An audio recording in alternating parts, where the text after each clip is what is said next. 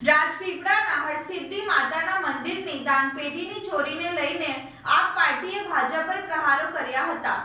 રાજપીપળા સ્થિત ઐતિહાસિક હરસિદ્ધિ માતાજીના મંદિરમાં દાનપેટીની ચોરીની ઘટના સામે આવતા રાજકીય માહોલ પણ ગરમાયું છે। આમ આદમી પાર્ટીના નર્મદા જિલ્લા પ્રમુખ નિરંજન વસાવાએ જણાવ્યું કે લાખો શ્રદ્ધાળુઓની આસ્થાના કેન્દ્ર એવા હરસિદ્ધિ ધામમાં આજ દિન સુધી પૂરતી સુરક્ષા વ્યવસ્થા અને સીસીટીવી કેમેરાની સુવિધા ઉપલબ્ધ નથી, જે ગંભીર બેદરકારી દર્શાવે છે।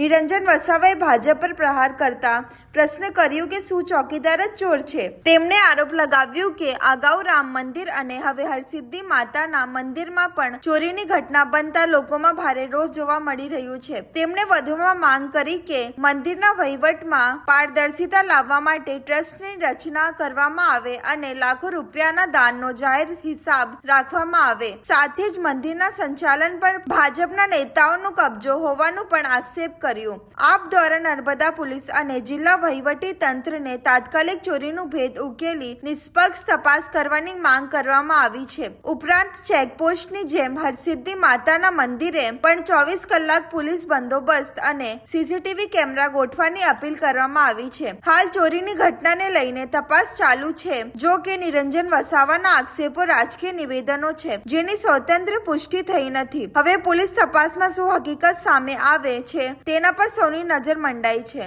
નર્મદા જિલ્લામાં રાજપીપળા ખાતે આવેલું હરસિદ્ધિ માતાનું પવિત્ર દેવસ્થાન, આ દેવસ્થાનમાં ગઈકાલે રાત્રે ચોરી થઈ છે।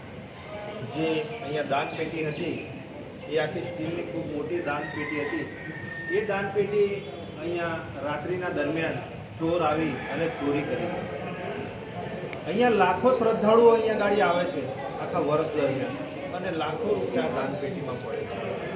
પણ નર્મદા જિલ્લાની પોલીસ હોય, આ અહીંયા ગાડી જે ટ્રસ્ટીના જે પ્રમુખ અને મંત્રીઓ છે એ લોકો આ બાબતે શું ધ્યાન આપે છે? અહીંયા 27 જેટલા કેમેરાઓ લગાડેલા છે।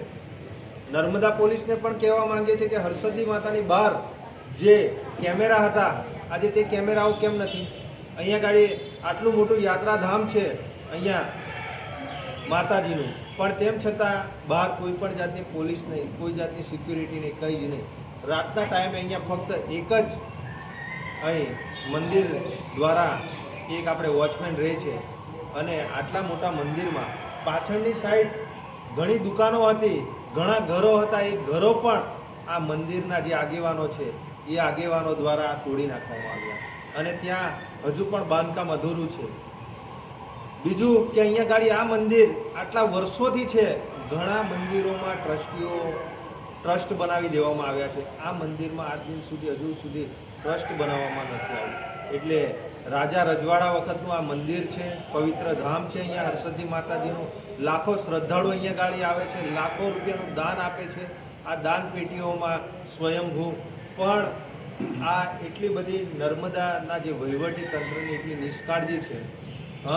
જે પણ કોઈ ચોરે અહીંયા ગાડી ચોરી કરી છે એની તટસ્થપણે તપાસ કરવામાં આવે અને વહેલામાં વહેલી તકે આ હરસિદ્ધિ માતાના મંદિરમાં એવા ટ્રસ્ટ અને એવી કમિટીની રચના કરવામાં આવે કે જેથી કરીને આ જે મંદિરના જે લોકો દાન આપે છે લાખો રૂપિયાનું, એ દાનનો એક રૂપિયાનો વ્યવસ્થિત હિસાબ થવો જોઈએ। અહીંયા ભૂતકાળમાં નાના મોટા ઘણા ભ્રષ્ટાચારો આ મંદિરોમાં થયેલા છે, પણ તેમ છતાં ભારતીય જનતા પાર્ટીના જે નેતાઓ છે એ નેતાઓ જ આ પ્રમુખ મંત્રીથી લઈ અને અલગ અલગ સમિતિઓમાં એ લોકો જ અહીં કી પોસ્ટ પર છે। એ લોકો જ અહીંયા જે ગુજરાત હોય કે આખા દેશનો વહીવટ અને ખાસ કરીને આ નર્મદા જિલ્લામાં આવેલું હરસિદ્ધિ માતાનો મંદિરનો વહીવટ પણ આ ભારતીય જનતા પાર્ટીના નેતાઓ જ કરે છે। રામ મંદિરમાં લાખો કરોડો રૂપિયાની ચોરી થઈ, હજુ તો તેનું નિરાકરણ નથી આવતું અને આ હરસિદ્ધિ માતાના મંદિરે પણ આજે અહીંયા ગાડી આ દાન પેટીની ચોરી થાય તો શું ચોકીદાર જ ચોર છે? એક ચિંતાનો વિષય છે। આની નર્મદા પોલીસ અને વહીવટી તંત્રને પણ કહીએ છીએ કે તટસ્થપણે અહીંયા ગાડી તપાસ કરવામાં આવે અને અહીંયા ગાડી 24 કલાક પોલીસની નિગરાણીમાં આ મંદિરનું આખું તંત્ર અને વહીવટી તંત્ર અને અહીંયા સીસીટીવી કેમેરા પણ બહાર મૂકવામાં આવે। જેવી રીતે અલગ અલગ ચેકપોસ્ટો પર તમે મૂકો છો એવા નિરંજનભાઈ વસાવા, આમ આદમી પાર્ટી, નર્મદા જિલ્લા પ્રમુખ.